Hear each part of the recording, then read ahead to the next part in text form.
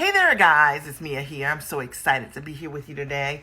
I wanted to pop on here really quickly. I've got a really great training this morning, and I wanted to jumpstart your day, and that is to share 10 things that I've done to be able to grow my company to 7 figures in 1 year. And I want to share this. I want to share this with you because I know that a lot of you guys out here, your goal this year is to hit 6 and 7 figures, 8 figures, and on beyond in your company. I'm just going to share with you from my heart, hi Kimberly, what I've done, and I hope that what I share with you will support you in jumpstarting your year. Now, this is not a fluffy list. These are literally the things that I've done. Happy New Year, darling. The things that I've done to be able to grow my company. Number one, I'm just going to jump right in, is first and foremost, understand that systems rule everything. If you want to grow your company and you want it to be a profitable company, you got to have systems. You got to have systems for your emailing, systems for your event planning for the year, your systems for any of your offers, any of your funnels. You got to have a system for your content management. So what has allowed me to grow my company is that I am a systems girl. And I invest a great deal in myself to learn different systems, always. And I always have. Probably the last, I would say 13, 14 years, I've always just really learned, systems for outsourcing or systems for hiring my team and training them. You name every single aspect of my business has always just been a priority for me to systematize. Why do I say this? Because automation is what will allow your business to operate with a lot more ease and grace. I find a lot of entrepreneurs are touching too many things. They're involved in too many things. They do things that I never even think of doing because I create systems for them. I always tell my team that I want to touch things one time. So if we've got great systems and we just touch things one time, that's a really great way to run your company. Hi, Sandra. Good to see you. All right. So systems rule everything. That's one of the things that I am definitely always very mindful of in my company. And I've always done. Hey, Ann. Good to see you. I am sharing, Ann, how I've been able to grow my company to 7 figures and beyond. And I want to share with everybody what I do and the 10 things that I do. And it was great talking with you yesterday. You are such a giant in every single way. I just love you so much. All right, just a great example of a client that's amazing. All right, number 2, understand that cash flow is king, okay? Cash flow is king.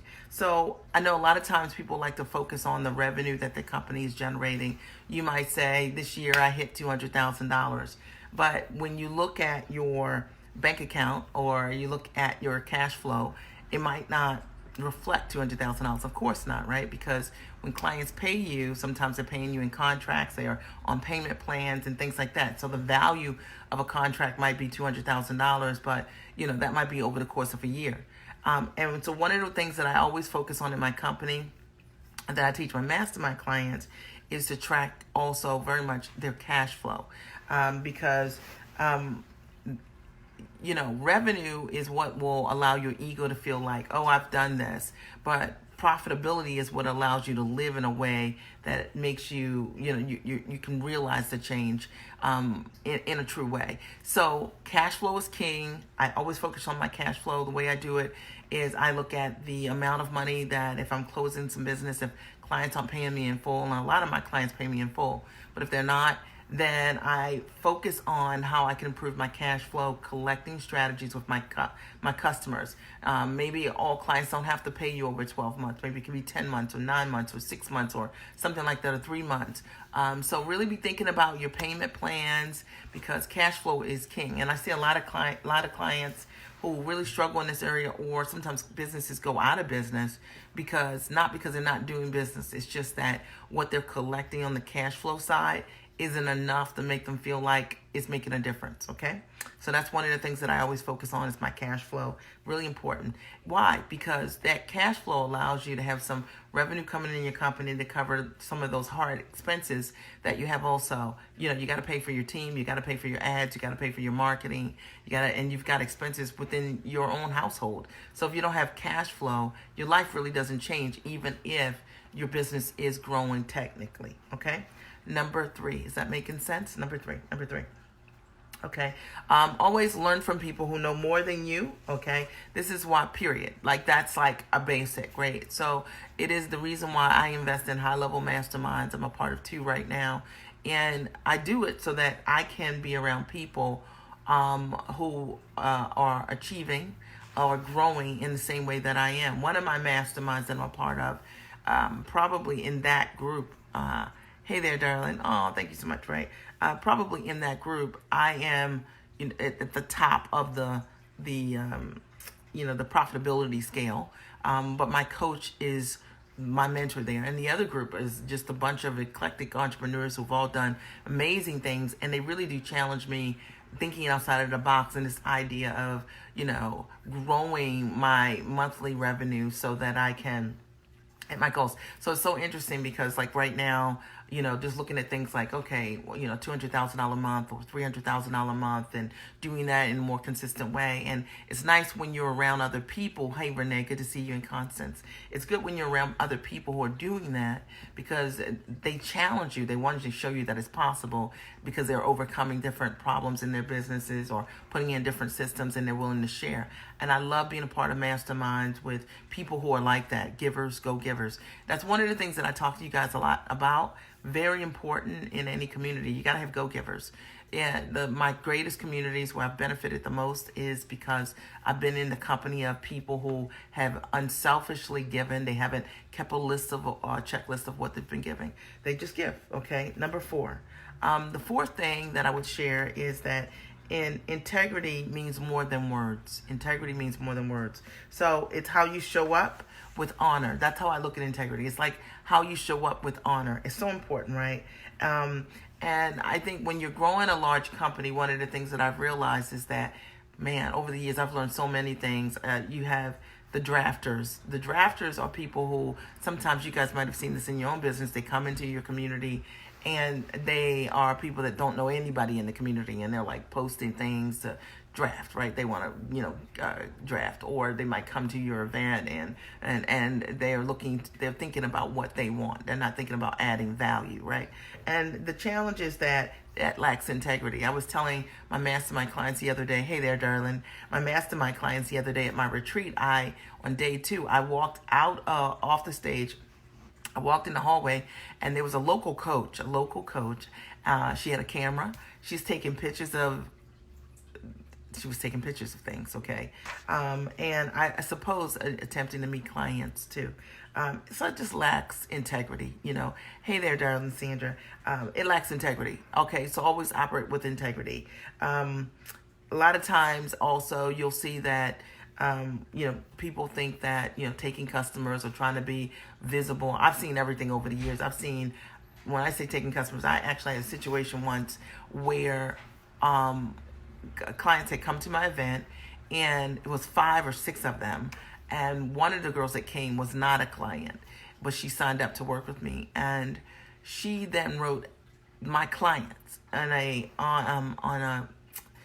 messenger feed, and said, look, I can do for you what she can do for you, and begin to market directly to my clients. And I want to say this, that, what did I do to grow my company? One of the things that I've realized as you grow your business and you grow your leads, you grow your list, that people know that what you have is very valuable. So a lot of times people want to write to your clients, they want to get in front of them, or they want to create these private conversations offline with clients so that they can market to them. And in my opinion, those things lack integrity. My coach of 15 years, my coach of 15 years, I've never done that. Never. Not one client have I ever worked with that I never mentioned to her if it was somebody a part of her community, if it was okay. And she always laughs at me. I'd never ever post inside of her community without her permission. And I'd never do anything other than edify her, because she spent time, money, and energy to do that. That's how you know if your mind is right as it relates to it. What did I do to grow my business is understand that integrity is more than words. In coaching, you get known for the results that you create. So when people pay you for something, make sure you deliver to them what they paid you for. And I think sometimes people don't get this part. They don't understand this part. But the truth of the matter is, give people what they paid for. Give them more than what they paid for. Very, very important in coaching. And I always say that whether my clients love me for a lifetime or just for a season, none of my clients will ever say, I worked with her and I didn't get what I paid for. You know what I mean? None of them will say, I didn't create a product working with her. I didn't learn something that I didn't know at a high level as a result of working with her, because that's integrity and your brand stands behind that. Okay, number 5. All right, set goals. So set goals that make a difference in the lives of other people, and you will find that you will never starve. Okay, so whenever I think about my goal setting, money is not something that necessarily I keep score with in my business. I'm excited about generating significant revenue goals. I'm excited about 3 times my goal for this upcoming year, my revenue goal in my company, and I know I'll hit it. But that, it's like, okay, I know I'll hit it. But what I focus on is impact over income. I think, how can I create an impact? Like literally, when I recently put together my coaching certification, which a lot of people were asking me about, and I was like thinking, like, what could I do that I know could change the face of coaching for people that I have the opportunity to serve? How can I help them build the business of coaching the way that I learned to build the business of coaching? How do I know that that will really change their lives, right? So always focus on impact versus your income. And I think you will find that when you focus on impact and what you create for people creates a tremendous impact in their lives, that the natural thing that's going to happen is you're going to have success because you're focusing on the right thing. I think a lot of times a lot of entrepreneurs are very self-centered about how they approach working with their clients. They're focused only on the income. But the impact that you make in the lives of people is what is attractive to people. Is really why people decide to work with you or not to work with you. Nobody wants to work with a coach that only thinks about themselves, right? Or a mentor. You want to work with somebody like they're pulling for you. They want you to get it. Even yesterday, I had a tummy ache yesterday, and I was going to do a live, but I just chose to text most of the day, and I talked to Ann for about an hour, and then I was texting mostly. And I, even in that, I was thinking, how can I make an impact, right? Like, it's the first day of the year. Who can I write? Who can I motivate? Who can I inspire? Who can I support? Who can I help? As it makes sense. Think about ways that you can always be creating an impact for the people that you serve in your world, all right? That's really important. And I believe it is a distinguisher for those of you who are in a service-oriented business. People don't think about creating impact. People think only about money, money, money. And I will tell you that if you're ever in your company, you're ever struggling in your company, you can't figure out why or what's going on, I bet likely you aren't focusing on making an impact. You're only focusing on me, right? Yourself, okay? Number 6, be a leader in your company. So the way that you're able to hit your goals is you got to be a leader, okay? It goes without saying. CEO is a leader. And it's a skill set that we always have to work on. What do you have to be a leader of? You got to be able to lead your team. You do. Good morning, darling. Takes a beautiful lady to call another beautiful. Thank you. So you got to be a leader of your team. So you got to be able to lead your team with your strategic vision and support them and being able to grow and implement the things that you want to get done. Okay, you need to be a leader with a vision. Okay, it's very difficult for anyone to support you, even for you to grow a company without a vision of where you're going to go. And you also need to know how to execute the plays. So I love the fact that building the company over the years, I've done almost every aspect of my company, every single aspect. And what I realize is that there's certain things that I do in my company that only I do, and I do these things exceptionally well. Sell, okay? I do have a sales team that I'm working on, but it's a young sales team. Selling and marketing and delivering services to my clients. And I have to lead that initiative and crush it. My team supports me in being able to do those things, all right? And so my job is to support my team in being able to help me show up in a way with my customers so that I can really serve them from my overflow. And you can't do that if you're not a leader. If you're the leader that you don't know where you need to be and when you need to be there, you guys, maybe I'm talking to myself, and you're that person and you think that you need to be the person, I don't know, doing all your social media posts, or, I'm trying to think, like, maybe responding to all your emails and things like that. If you think you have to do that, you will find that it's very difficult to generate revenue and be creative when you do, work that isn't what you need to be doing. For me, if I am, working on my calendar, that means that I'm not talking to clients.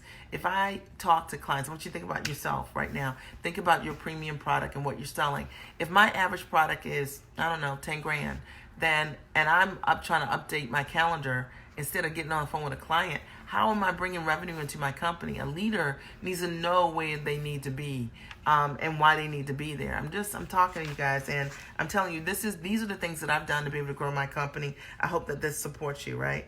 And I also work on my skills as a leader. And so those skills as a leader is sometimes, communication skills, sometimes, whatever, my management skills, my financial skills, learning how to look at the most important KPIs in my company and evaluate, what's working, what's not working. That's my job as the leader in that company, and to drive the goals. All right. Number 7, you set goals that you have no idea how in the world you will hit them, but you're like, if I did this, this would be the most grooviest and most exciting thing ever.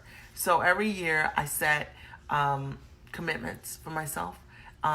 Decisions. I make decisions on what I'm going to do, and that's what I'm going to do. Okay. So, if this year my goal is $3.5 million plus in my coaching practice, done deal. Totally going to do it.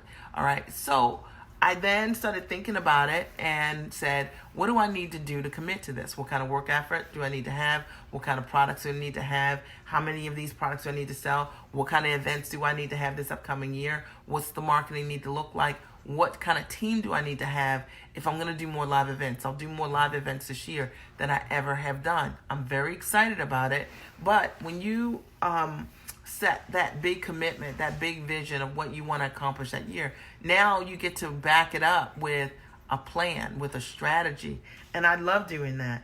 And I love making sure that the goal is so big that it gets me stoked. Like when I think about hitting my goal, I'm so excited about it. And it's not just about the money. It's really about the process of what I need to do to get there, the people that I need to help to get there. And that's what I focus on. How many people? This year we coached 131, last year, right? I coached 131 clients. 131 clients in a year. I remember when that was a dream. I was like, man, if I could just coach, it would be just great if I could coach 30 clients. If I just had 30 clients, if I had 50, I remember that. And then it was like, oh, if I had 100 clients. And this year we coached 131 clients. Now, thousands of people bought my products that were like lower tier things. But in terms of coaching, I had the opportunity to work with 131 people in one calendar year in 2018. And that's exciting. And to be able to support that number of people. And you can't do that unless you're a leader and you're growing yourself and you're operating in integrity. Number 8, okay? Discipline yourself to have and do the things that will change your life, right? Like a lot of times people want to be great entrepreneurs, but they've got habits that get in the way. What are the habits? A lot of times I think that one of the greatest habits that you need to have is a reading habit. You need to work on your mindset. Great entrepreneurs think differently. They just do. And people who aren't great entrepreneurs, they think smaller, right? They think when they do little things, they think those little things are big things. People who think outside the box understand how massive abundance really is. And so they don't see doing little things as big things. They just see it as, one other thing that they need to do in order for them to realize the kind of results or create the impact in the world or hold up the world with their ideas.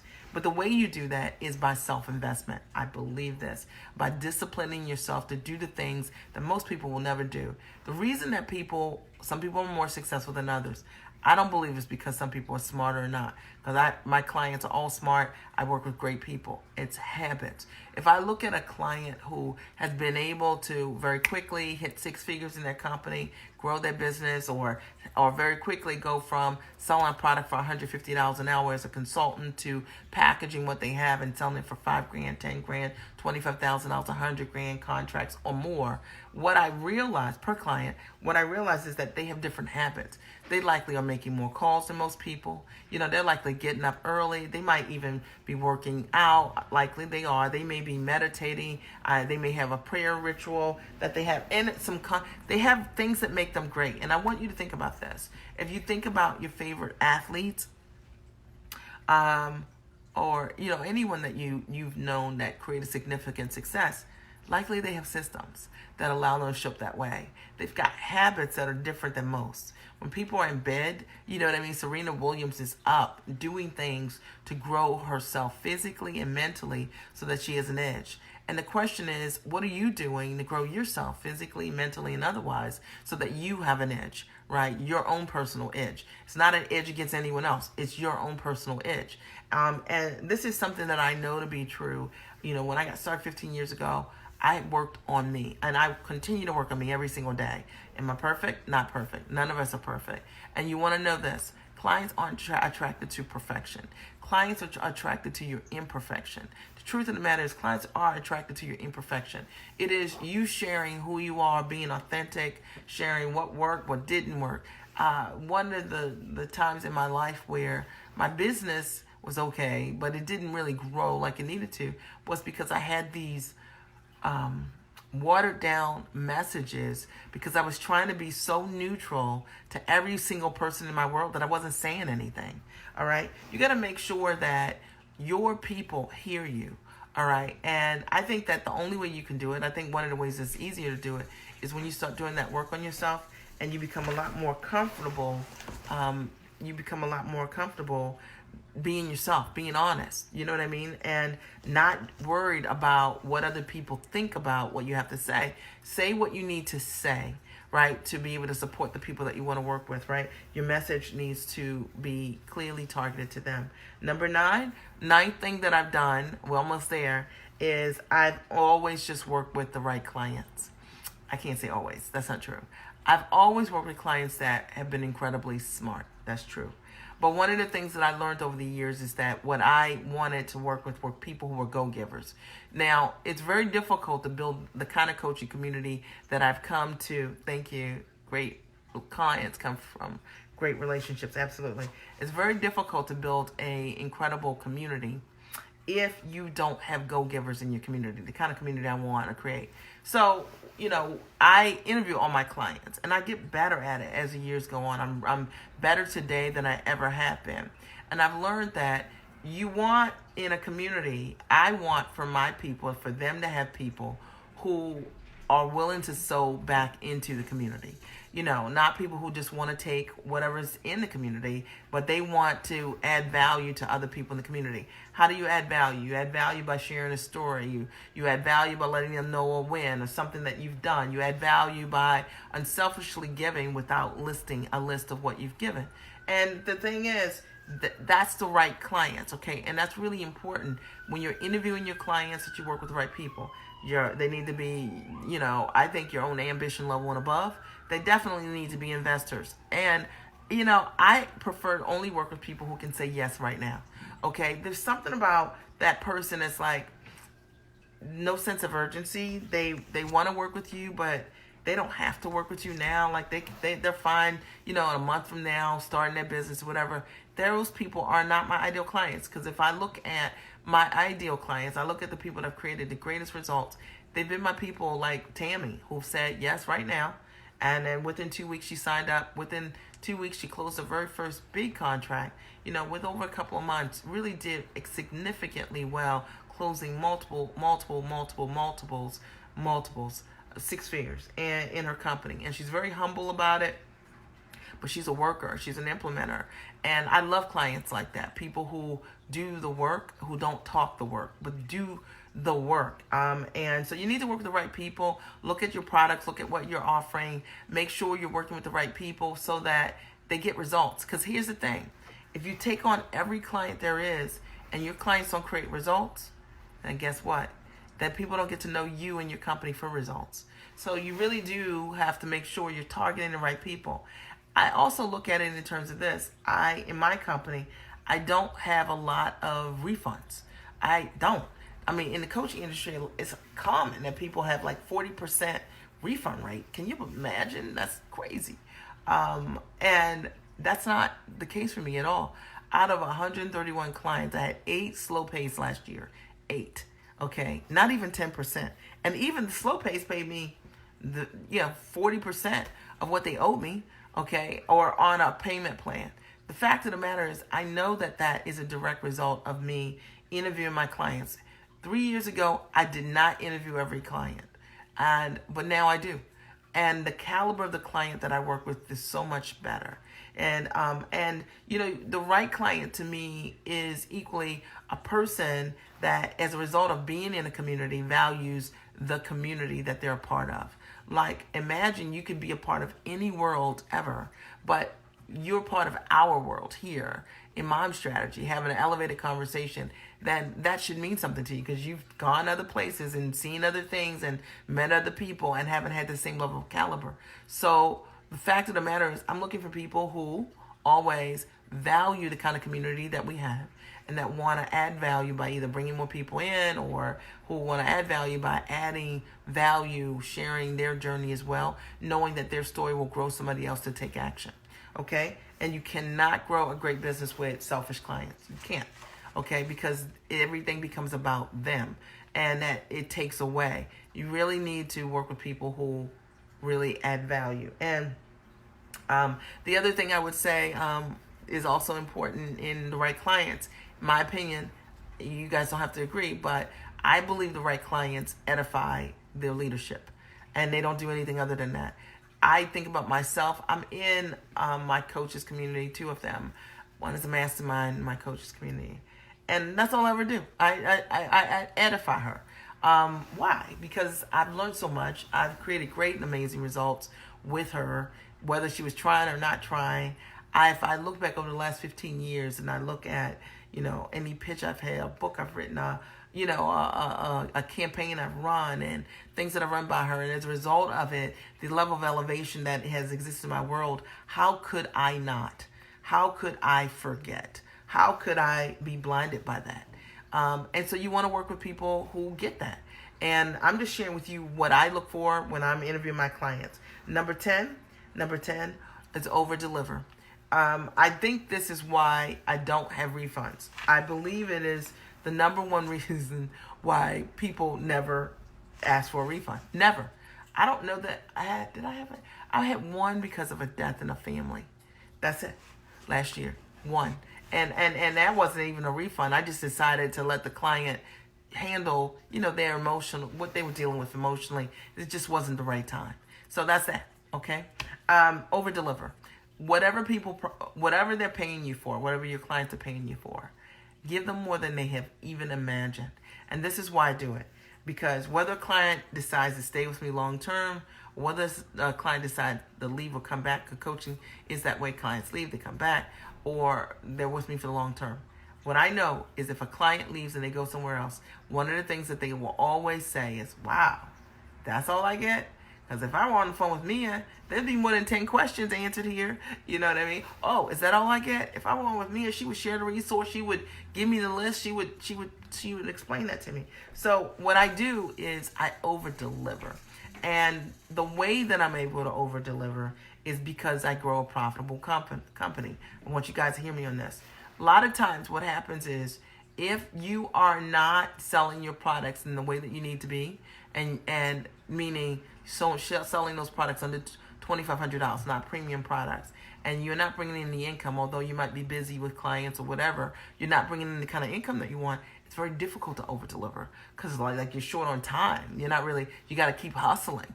But when you build products that allow you to stand in your value, I'm talking to you right now, then you can really put yourself in a situation to crazy over-deliver for your clients. I have 11 coaching calls a month. It's going to go to 13 with my certification. 13 hours of coaching Well, it's 90 minutes each, right? So whatever that comes to, what is that?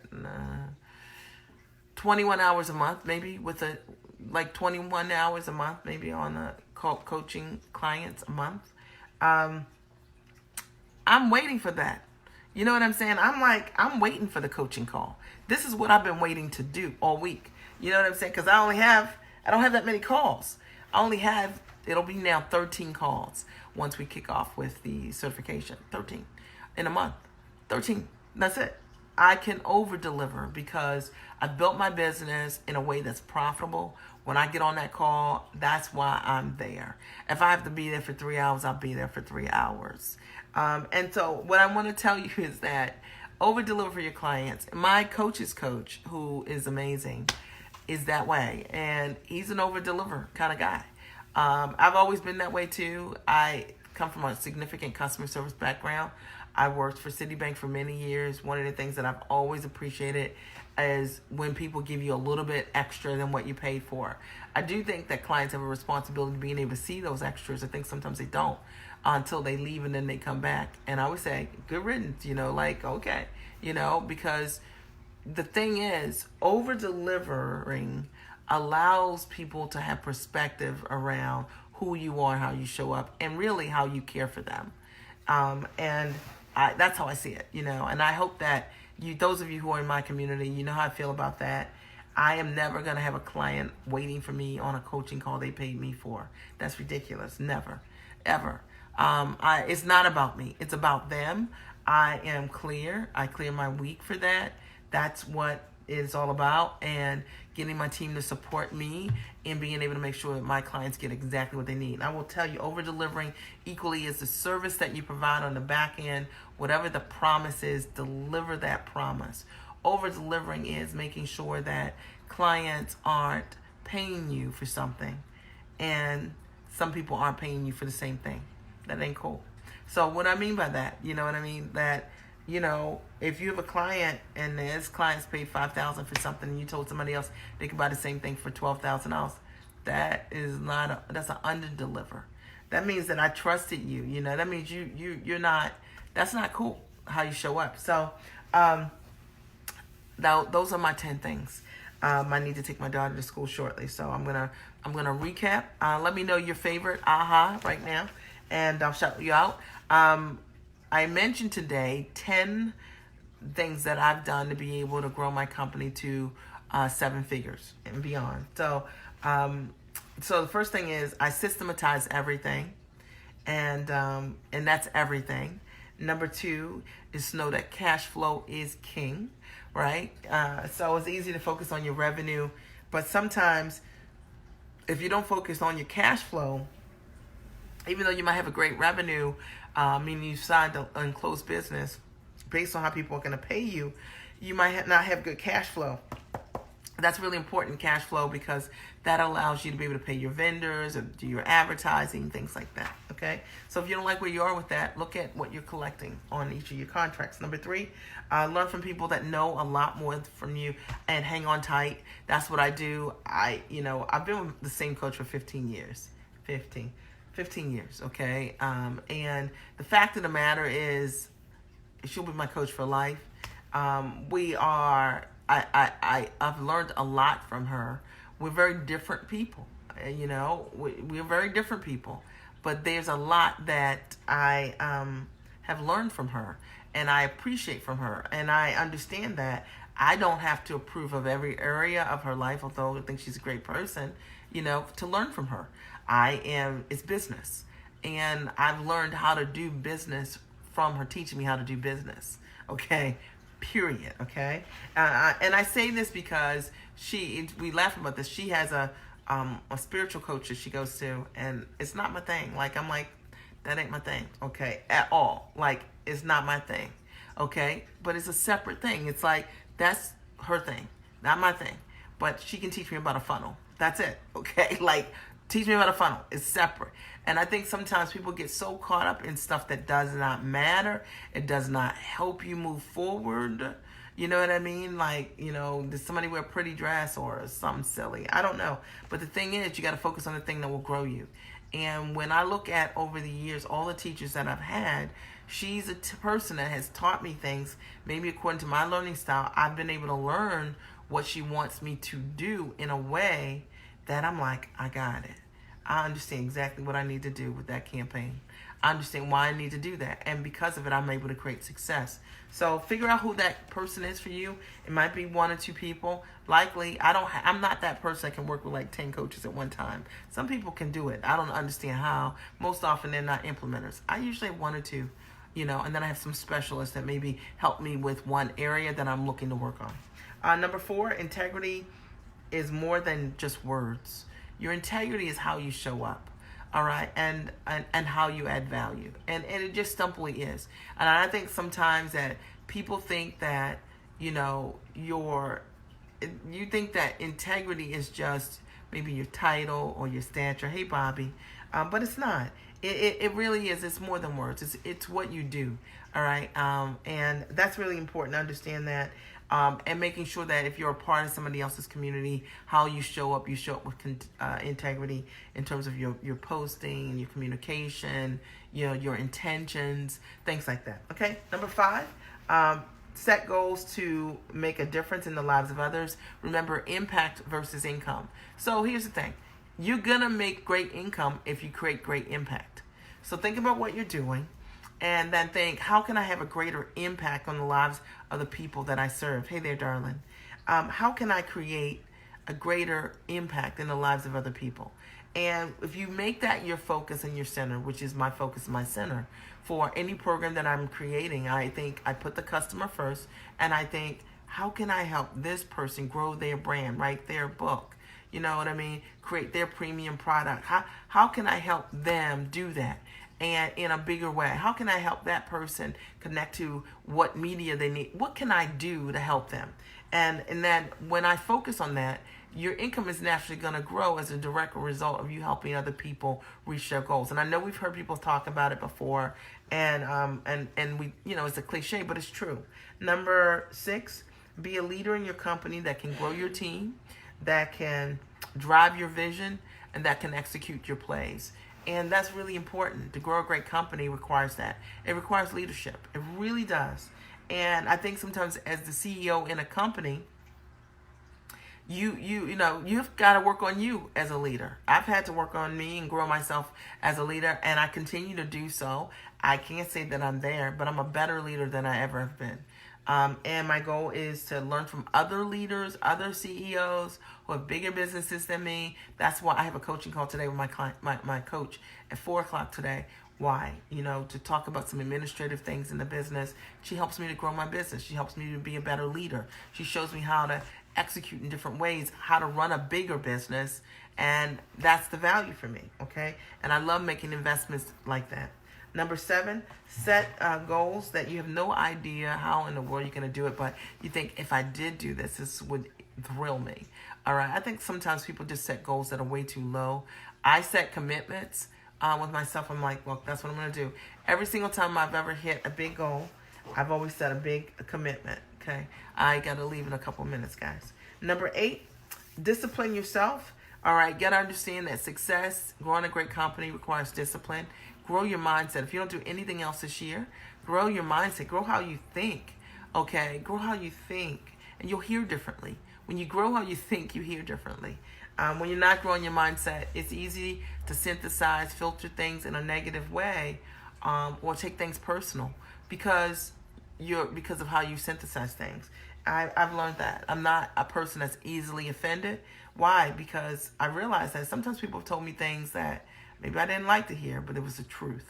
I didn't like to hear it, but it was like the thing I needed to hear. And the only reason it bothered me was because it was the truth. Because think about it this way. Like if you've ever heard something that offended you, hurt your feelings or anything like that, why did it offend you? Why did it hurt your feelings? If it had nothing connected to you, there must be a part of you inside your heart that, that you're dealing with that. That's an opportunity, okay? Grow yourself, all right? But understand your habits is what you shape every single thing that you're doing, okay? Number 9, work with the right customers. I interview all my customers, and you just get a better customer that way. And I can attest to that. Last 3 years, 100% of my clients I've interviewed. I have worked with great and amazing people. A lot of you guys have met them. Awesome, awesome clients. I only want to work with giants. I only want to work with implementers, action takers, people who are ready to do it right now. And I find that they're the people that do the things that I ask them to do without hesitation, without making me wrong, without all of that stuff. Who has time for that? I don't have time for it. So, and you don't either, right? Work with the right people. And number 10, over deliver. So whatever people are paying you for, give them more than they could even have expected, right? Like always over deliver. And I really do it. And I'm not saying it to toot my own horn, but I do it. I said design my business is set up for the over deliver because I know that most people suck at that. And most people are going to give you, most businesses are going to give you the basics and barely the basics because they're always focused on themselves. They're always focused on income and not focused on making an impact. But if I want to make an impact to you, then I'm going to give you everything you need, right? That's how I've grown my company to $1 million over the last couple of years. And that's how you can too. And I'm going to I asked you guys, what was one of your ahas? And Lynn writes, knowing how to delegate and having a great team. Absolutely. That's everything. Got it. That's a part of leadership and knowing who to trust. I mean, as you grow your company, I'll teach you this also in the certification, the coaching certification. But, as your company grows, I had the same team for 8 years, one member for 8 years and 7 years, growing my company to about $500,000. And then after that, I've had a lot more turnover because I've been looking and finding the right team. Okay. And it's a different kind of team to grow a bigger business than a smaller business. Okay. And so that's that, and that's one of the things that I've learned as a leader that I didn't necessarily know when I first got started. Almost anybody could work in my company because the expectations were not lower, but I wasn't as busy and the stakes weren't as high. Now, I'm running ads. I need greater service. Okay. So, and then Andrea writes, intrinsic value is key. Absolutely. Hey, EG, good to see you. Okay. So any other ahas or takeaways before I sign off in the next minute and take my girl to school? Any other ahas or takeaways? Any ahas or takeaways? I want to thank you for your time today. I hope that this 100% supported you. I normally don't come on in the morning, but I wanted to come on this morning because yesterday my stomach was upset. So I couldn't do a live if I wanted to. So I wanted to come on and greet you guys. Over deliver and love what you do. Hey, Ann, you know that. You're an over-deliverer kind of person. Rixie is here. Hey, Rixie, good to see you. And Rixie completely over-delivers as well. Are there any other questions or comments? If you're just joining, you need to watch the replay. This was a good one this morning. I want to thank you guys for joining me here. And let me know if this is a better time for me to meet you guys in the morning. I probably could work that out in the morning. So let me know. And I love you guys. Post your comments below. Let me know how this has impacted you, what you're going to do differently, if anything. And feel free to share. You can share this outside of the community if you feel fit. I'll talk to you soon. Have a nice day. Bye. Love you guys.